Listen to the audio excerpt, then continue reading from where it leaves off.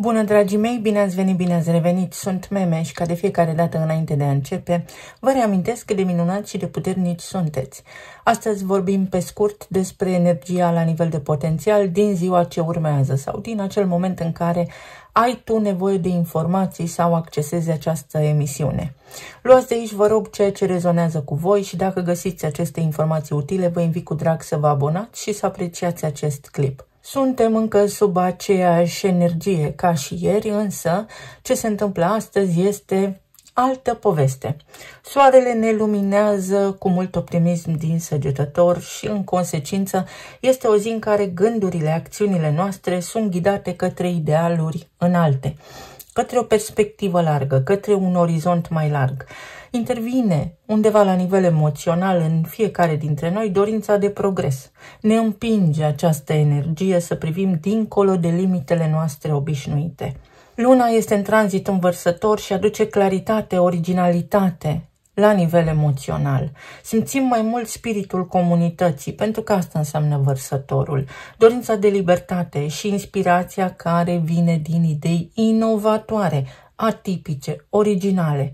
Ceea ce face acest potențial despre care vorbim aici să fie un moment potrivit pentru a privi problemele cu ochi proaspeți, să avem o viziune diferită și să găsim soluții neconvenționale, nu așa cum am procedat noi în mod normal. Mercur este încă în retrogradare în Scorpion, ne invită, sigur că da, să reflectăm, să analizăm și să revizuim ceea ce am început. Atenție la mici blocaje. Comunicarea sigur că a fost anevoioasă, au existat schimbări, întreruperi, neînțelegeri, tot ceea ce a ținut de comerț, de drumuri pe distanțe scurte și tehnologie.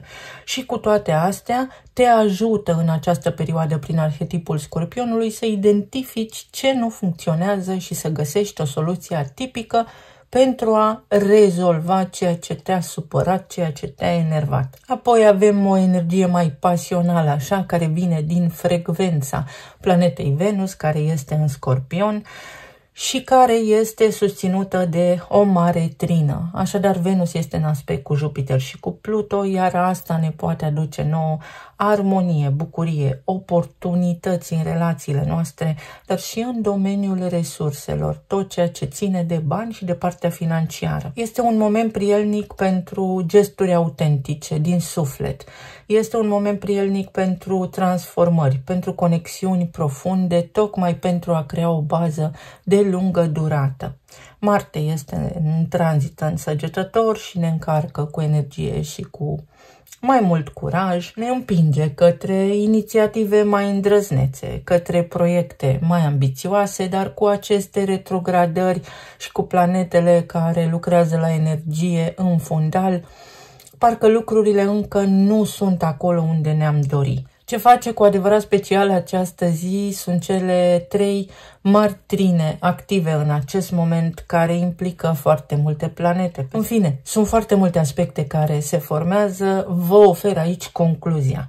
Acest flux este unul armonios de energie. Este un flux de energie care ne ajută să reparăm, să ne vindecăm.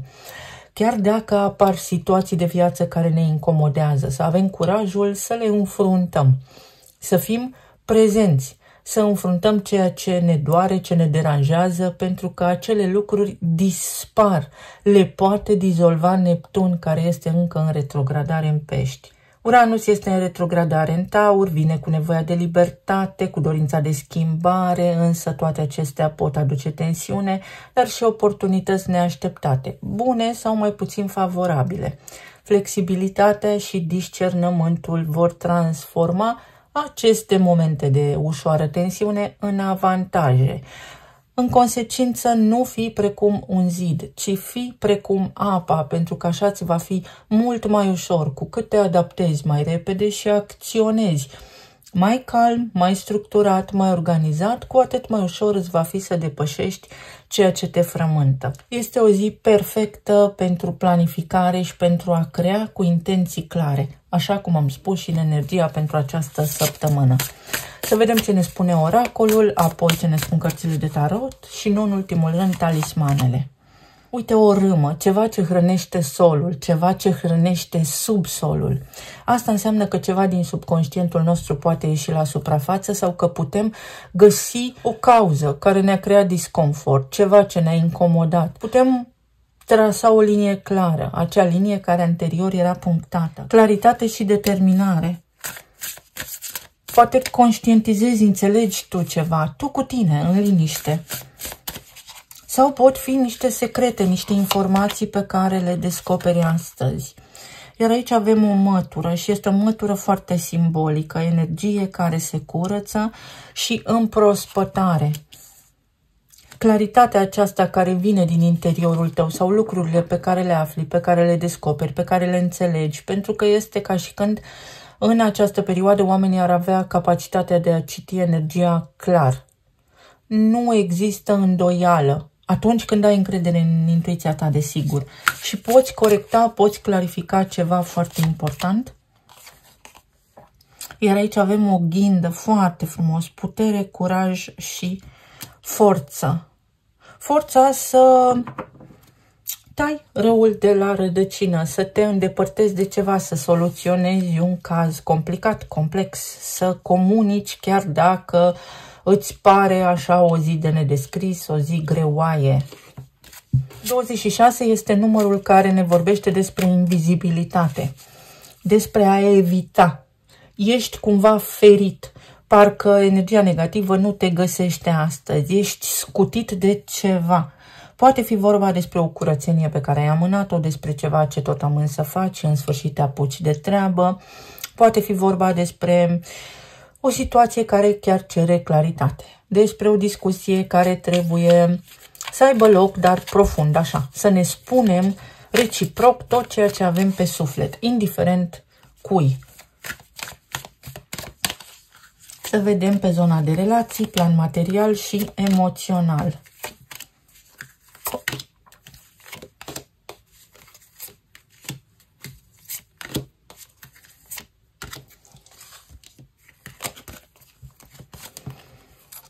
Cavalerul de bâte, 8 de spade, turnul și 8 de bâte.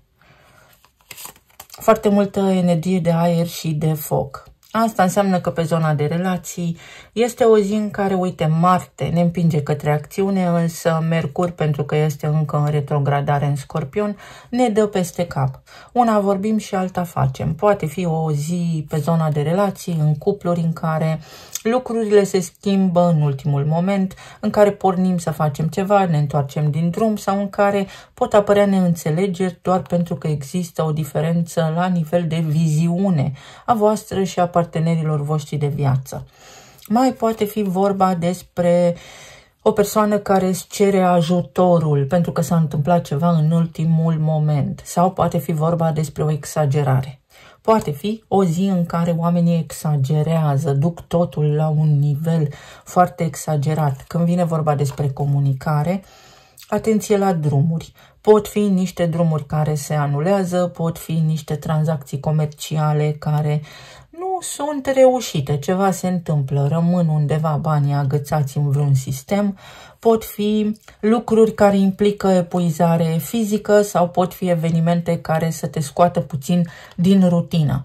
Ce ne spune cavalerul de bâte aici este următorul lucru, și anume faptul că poți rezolva absolut orice, pentru că Marte este însăgetător, pentru că există și aspecte care ne favorizează pe parcursul acestei zile, la nivel de potențial, așa cum am discutat. Și să nu uităm că îl avem pe Pluton în Vărsător, care face lucruri atipice și care ne învață să privim lucrurile dintr-un unghi diferit. Așadar, astăzi ar putea să fie vorba despre discuții care pun pe ordinea de zi, să spunem așa, niște subiecte care trebuie discutate. Pot fi fel și fel de informații, pot fi fel și fel de mesaje, o comunicare din care una spunem, alta înțelegem. La nivel pasional, așa, poate fi vorba despre o persoană cu care ai de a face pe zona relațiilor de iubire, care nu știe ce vrea. Nu știe ce vrea pentru că este și energia de așa natură, pentru că persoana asta așa s-a obișnuit să facă lucrurile în ultimul moment, pe ultima 100 de metri. Hai să vedem 8 de spade ce ne spune. 2 de monede. Exact cum am spus, o energie destul de volatilă. Facem sau nu facem, stabilim ceva și pe parcursul zilei ajungem să facem cu totul și cu totul altceva. Și vorbim la nivel de cuplu, familie, relație de iubire, dar și la nivel de relații conștiente 1 la 1, poate fi relația cu oricine, interacțiunea cu oricine. Este un fel de analiză, pot fi mici scăpări în comunicare, pentru că Mercur se apropie de reluarea mersului direct, dar și Saturn în Pești și aceste câteva zile sunt destul de complicate. 4 de cupe. Ce am vorbit și ce a ieșit. Exact așa poate fi această zi, sau poate fi vorba despre faptul că nu mai vreți surprize și este nevoie de echilibru. Avem o opoziție între Soare și Uranus. Este ca și când unul dintre voi are o viziune foarte largă, în timp ce celălalt nu prea vrea să schimbe anumite lucruri. Sunt niște obiceiuri foarte împământate, să le spunem așa, foarte rigide în familie, în cuplu, pe care unul dintre voi vrea să le schimbe, iar de care celălalt nici măcar nu este conștient. Și poate fi o zi care aduce vindecare, care face punte, o zi ca un pod între viziunea personală și viziunea celuilalt. Cineva ia o hotărâre, se hotărăște, analizează ceva profund, înalta preoteasă, să spun, să nu spun, să discut, să nu discut.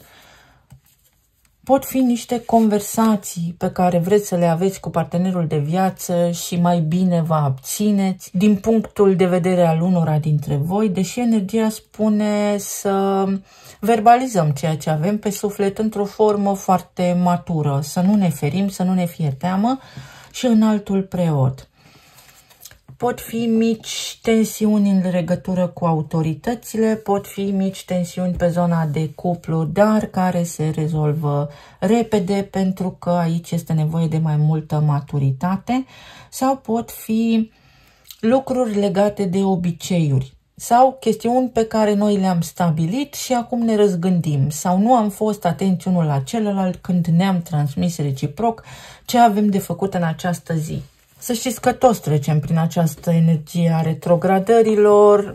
Eu am zis că, ok, dacă știu mă pot feri, nu m-am putut feri, am făcut o tranzacție comercială, nici comanda nu a ajuns acolo unde trebuia, nu a fost înregistrată în sistem, banii mi-au fost luați de pe card, era undeva la bancă, agățați în sistem, habar nu avea nimeni, o nebunie. Asta înseamnă Mercur în retrogradare, Uranus în Taur și așa mai departe. Uite, Săgetătorul, te ajută Marte în această perioadă să iei o hotărâre, ceva ce îți era greu.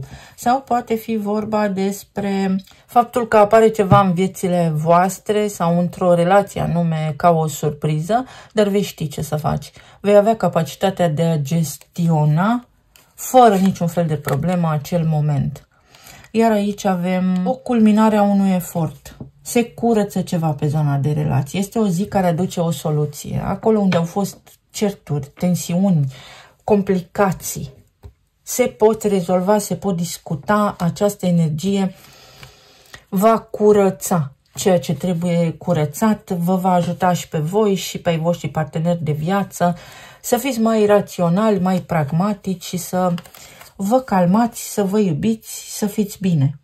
Iar pentru alții dintre voi este clar o etapă pe care trebuie să o analizați foarte bine, pentru că începe altceva. Trebuie să încheiați ceva, să finalizați ceva. Doar că un anume gând vă cam sperie. Nu prea vreți să luați o hotărâre. La nivel de plan financiar avem Cavalerul de Cupe, Regele de Cupe, 6 de monede și Eremitul. Este o zi în care lucrurile merg de la haos la bine. Este o zi în care puteți face niște lucruri de care sunteți mândri. Este o zi a rutinei, este o zi în care să nu încercați să vă dați peste cap, să faceți tumbe, ci să faceți ceea ce ați planificat voi, pentru că pofta vine mâncând. De îndată ce vă apucați de treburile pe care le aveți, veți vedea că puteți unii dintre voi reuși să faceți chiar mai mult decât v-ați propus. Pe de altă parte, pentru alții dintre voi aici, este vorba despre rațiune față de plăcere. Am nevoie sau este doar un răsfăț, o poftă? Când vine vorba despre planul financiar, îmi trebuie sau este un capriciu? Exact așa. La locul de muncă poate fi o perioadă în care să fii căutat, să ți se aloce responsabilități noi, toată lumea să vrea ceva de la tine, dar te poți retrage diplomat și poți spune nu acolo unde este cazul. Pentru alții dintre voi pot fi noi clienți sau atenție la acte, la contabilitate. Avem cavalerul de bâte, vedeți, este o zi destul de accelerată, însă, cu toată configurația astrologică a zilei, avem o capacitate imensă de a ne adapta, pentru că totul în viață ține de echilibru. Dacă nu ar exista o soluție, nu ar exista nici provocarea respectivă. Poate fi o veste care apare dintr-o dată, îți schimbă planurile în timp ce tu planificasei niște lucruri anume, dar asta să știi că te ajută să rezolvi odată și pentru totdeauna o problemă. Poate nu voiai să faci ceva anume, dar odată ce te apuci, rezolvi pentru totdeauna, rezolvi definitiv. Și aici avem 6 de cupe. Poate fi vorba despre a trage pe cineva la răspundere sau despre faptul că astăzi oamenii sunt hotărâți. La locul de muncă există o hotărâre, se ia o decizie, participi la o ședință sau trebuie să faci ceva ce ai tot amânat, să revii asupra unor aspecte, pentru că asta te ajută pe termen lung. Poate fi vorba și despre a sta de vorbă cu cineva cu care ai tot încercat să vorbești sau ai tot vorbit de-a lungul timpului și să reiei acel proces, pentru că de această dată trebuie să existe o concluzie. La nivel de plan emoțional avem 10 de monede, moartea, împărăteasa, 3 de spade și 9 de spade. Cu vorbă bună le rezolvi pe toate astăzi. Se schimbă această tensiune care plutește în aer și care ne frământă pe toți de altfel. Uite, tot ceea ce iubești tu se întâmplă. Unii dintre voi ați avut provocări sau aveți provocări la nivel financiar. Ați gâfâit, v-ați stresat, s-au blocat lucrurile și acele blocaje sunt în plin proces de transformare. Venus este zeița banilor, este arhetipul care ne vorbește despre valorile personale, ea este în Scorpion în acest moment, Uranus este în Taur, acolo unde Venus are domiciliul, iar aici avem 10 de monede. Lucruri care se schimbă în familia ta, în legătură cu familia ta. Pentru unii dintre voi este vorba despre o durere. Durerea de a fi pierdut pe cineva drag. Poate fi un părinte, poate fi un copil. Este o ajustare, este nevoie de o acceptare, pentru că asta vă cere viața, să vă eliberați, altfel vă duceți în energie joasă, în frecvențe joase și practic nimic bun nu vi se arată. Nu puteți manifesta din acea vibrație joasă. Pentru alții dintre voi este o veste bună. Poate fi nașterea unui copil, nașterea unui nepot, poate fi un început, noi proiecte, noi colaborări sau posibilitatea să încasați niște bani, deși aici eu văd o sumă foarte bună, foarte mare de bani. Atenție la sistemul endocrin, la glanda tiroidă, atenție la pancreas, pentru aceia dintre voi care ați simțit neputință. Puteți. 5 de monede. Puteți trece peste o pierdere. Puteți finaliza această perioadă în care v-ați simțit singuri și abandonați. Se schimbă niște lucruri. Trebuie să luptați cu mintea voastră, cu gândurile voastre, să vă controlați mintea. Cine își controlează mintea nu poate fi corupt, manipulat. În consecință, controlați-vă mintea, pentru că veți vedea câtă prosperitate și ce stare de bine vă poate învălui. 9 de cupe. Se pot întâmpla lucrurile așa cum vă doriți voi. Vi se poate îndeplini o dorință, pace cu trecutul, un nivel de conștientizare foarte bun și soarele. Foarte frumoasă energia. La nivel emoțional, gândurile. Mentalitatea noastră schimbă tot, face totul posibil sau totul imposibil. În consecință, pentru unii dintre voi, poate fi o discuție pe care o purtați acum și este tot ce v-ați dorit și această discuție duce către ceva bun, către prosperitate, către o relație stabilă. Poate fi o zi, o perioadă în care sunteți chemați undeva, rezolvați niște lucruri importante, sau poate fi o zi în care vă apucă o stare de nostalgie în urma unei pierderi, iar energia spune că este ok. Poți să-ți permiți să simți tot ceea ce simți, dar să nu rămâi blocat în acea frecvență, pentru că de acolo inclusiv te poți îmbolnăvi. Pe zona medicală să fiți foarte atenți la sistemul endocrin, la tot ceea ce are legătură cu emoțiile voastre, cu glanda tiroidă, cu hormonii, sistemul hormonal. Este ca și când aveți o alegere importantă de făcut. Este ultimul pas, sunteți în fața ultimului scut. Dacă și acesta va cădea, vă va fi mai greu să vă ridicați, iar energia vă susține să vă ridicați. Degetele de la picioare, vedeți, ați mers pe vârfuri, să nu deranjați, iar acum sunteți primiți undeva. Acum nu trebuie să vă mai fie teamă că deranjați pe cineva. Balanță, echilibru, progres, o conexiune. Scăpați de niște întârzieri sau ați persistat suficient de mult într-o anume chestiune. Poate fi vorba despre o relație acolo unde a existat foarte mult timp o durere, ceva complicat, un necaz, o conversație, o ceartă, o stare de tensiune și poate fi dizolvată prin voința amândurora dintre voi. Talismanele.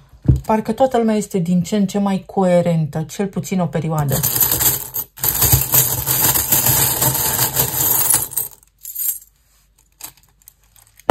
Cu nume și prenume. Unii dintre voi semnați ceva, niște documente, sau vi se adresează vouă în mod direct, pentru voi, este pentru voi, primiți ceva. Pentru alții dintre voi, așa cum am spus, atenție la gânduri. Unde vă este atenția, acolo vă este și energia. Suntem ceea ce credem că suntem. Puteți mai mult de atât. Ia uite cum a căzut. Puteți mai mult de atât. O persoană cu care nu ați putut vorbi sau nu mai puteți vorbi cu cineva, trebuie să trageți cuvintele din gura acestei persoane cu cleștele. Acea persoană se deschide sau puteți comunica. Chiar dacă voi nu credeți că puteți, puteți. Fiecare după caz. Există o soluție permanentă. Te poți elibera de ceva, te poți însănătoși. Din nou mi-apare capul, coroana. Nu depinzi, nu trebuie să depinzi. Poți să eviți această dependență. Pentru alții dintre voi este nevoie de odihnă și de somn sau este vorba despre o bănuială, un vis, o premoniție. Credința ta. Foarte mulți dintre voi nu aveți nici 10% încredere în intuiția voastră. Vi se arată semne, vedeți lucruri, dar nu le credeți. Pentru alții dintre voi este o etapă în care finalizați ceva foarte important, extrem de important. Aici avem Taurul. Uranus în Taur, în opoziție cu Soarele. Se zguduie fundația, nu-i nimic, pentru că vine și o toarnă Saturn din Pești și Neptun din Pești din nou. Ne arată energia din această perioadă, nu doar de astăzi, de mâine, cum și unde suntem și ce am crezut și ce am visat, ce a fost realitate. Inițialele sunt M, Q și I. Eu am ultimul cuvânt sau cuvântul meu contează. Undeva cuvântul tău contează și este relevant. Este o persoană pe care fie te-ai bazat și te-a dezamăgit și acum poți trage concluzia finală, fie este vorba despre o persoană care ce spune aia face, cineva face o promisiune și o respectă, ori a venit data scadentă, momentul în care să stați de vorbă, momentul în care să finalizezi ceva, să te apuci de ceva, o încheiere. O încheiere. Și poate fi vorba despre provocări pe zona financiară, care se pot încheia. Totul devine mai stabil. Sunt doar chestiuni de câteva ore, de câteva zile. Vă mulțumesc foarte mult, vă doresc să aveți o zi minunată, să fiți bine, sănătoși și iubiți și să ne auzim cu bine și data viitoare. Pa, pa!